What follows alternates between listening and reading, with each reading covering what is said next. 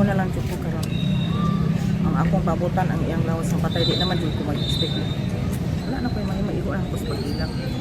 Mag-imagine tas iyang nabuhat nga mais ka.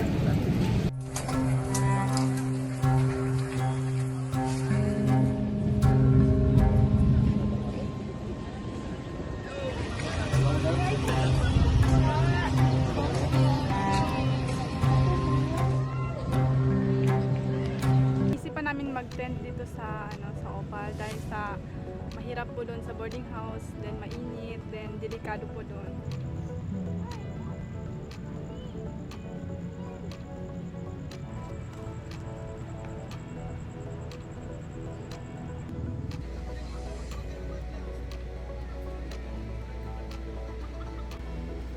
Siyempre nagpanik po kami, nagpanik na sa sobrang lakas.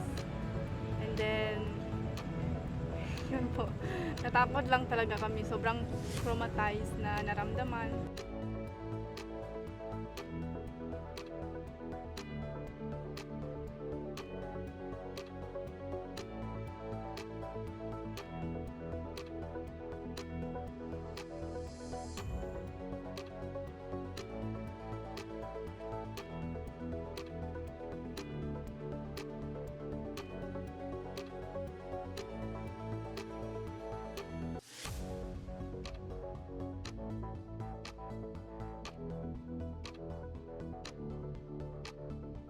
Nga, naisipan namin dito pumunta kay baka pag bumalik ang lindol, hindi na kami mahirapan tumakbo kasi second floor din po kasi meron doon. So, takot kami baka na kami makagising pag maglindol ulit. Siyempre, takot na takot po pero naging naging kalmado kami na lumabas para pumunta sa kalsada.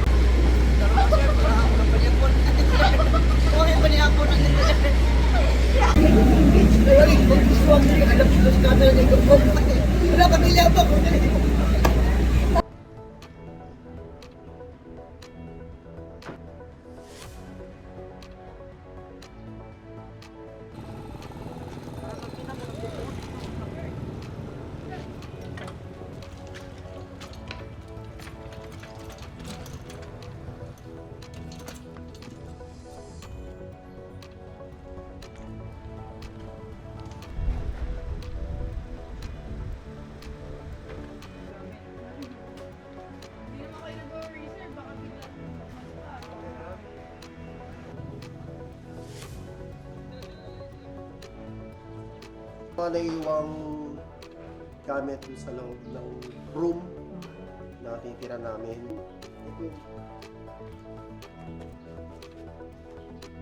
Kita mo yung crack. So, nakatakbo pa ako dyan. Sagad, nadi-deform na yung flooring, hindi na mabuksan yung pinto. Ayan, nakalabas agad ako. Tapos, on my way pa din.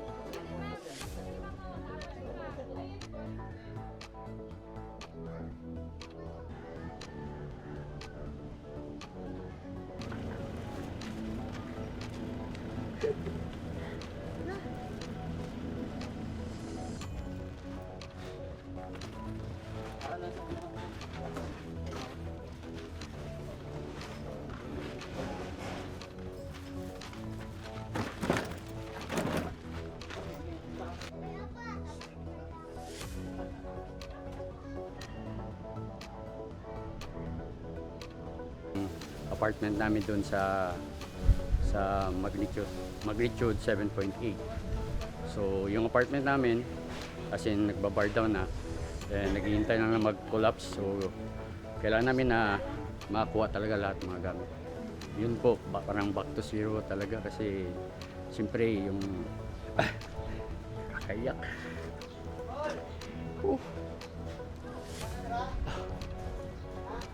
Yung mga pinaghirapan, mga pangarap namin ni Mrs., yung anak ko, ito, nangyari. So talagang back to zero. Kita namin yung yung mga pader bumabagsak, yung flooring nabibiyak. Tapos nung nabiyak siya, parang nagkikiskisan yung yung nabiyak. Tapos lumalabas na yung tubig, yung putik from underneath.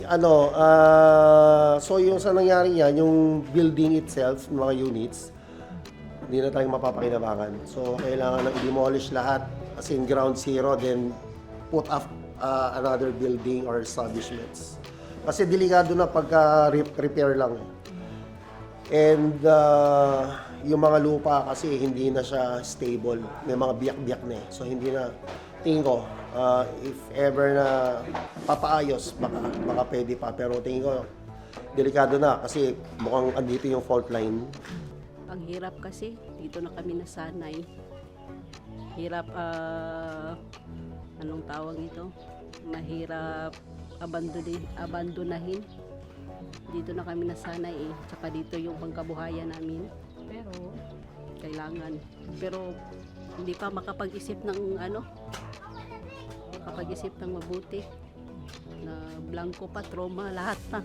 Kasi ang lakas ng lindol.